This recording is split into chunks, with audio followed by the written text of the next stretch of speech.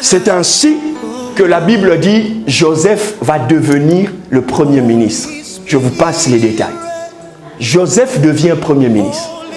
Et quand Joseph devient premier ministre, il était tellement brillant. La main de Dieu était tellement sur lui que partout où il est passé, dans la maison de Potiphar, dans les prisons, la gloire de Dieu se répandait.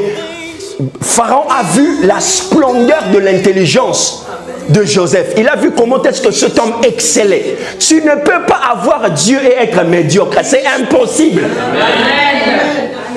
Tu ne peux pas entrer dans une place où on dit on prie Dieu et ça t'abrutit. Non. Si tu vas dans un endroit, tu commences à voir que ton coefficient intellectuel commence à baisser, ça veut dire Dieu n'est pas là.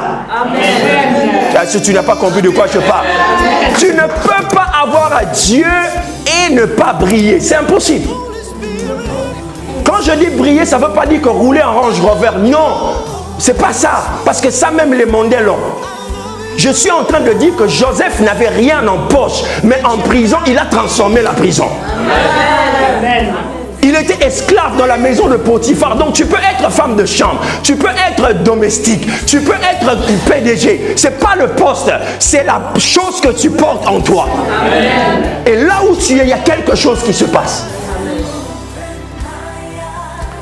Pharaon, comme c'est un dieu, il voit la brillance de cet homme.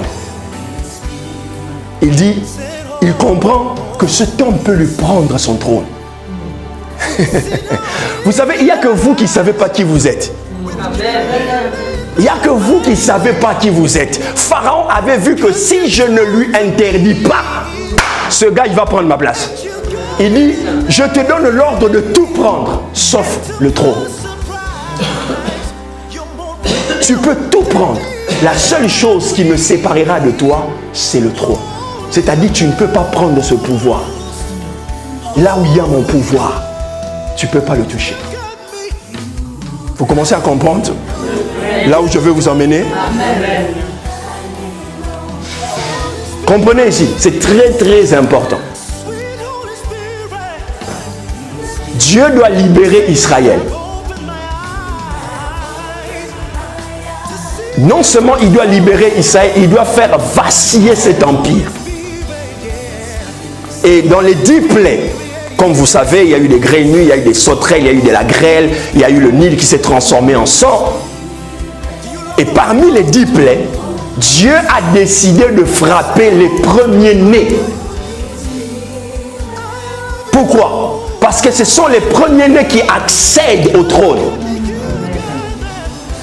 Donc en frappant les premiers-nés égyptiens, il était en train de faire basculer tout ce qu'on appelle la postérité de l'Égypte.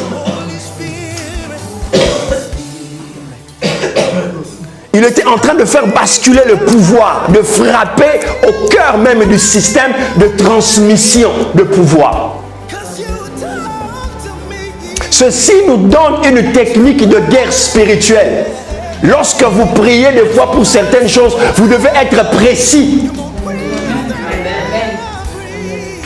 Et vous ne pouvez pas être précis si vous n'avez pas la révélation du démon ou du sorcier ou de l'esprit qui vous attaque. Oh Seigneur, je chasse qui? Il faut le connaître. Et pour le connaître, il faut avoir de la clairvoyance spirituelle. Dieu a dit, je ne frapperai que les premiers-nés. Du premier-né de Pharaon jusqu'à la servante.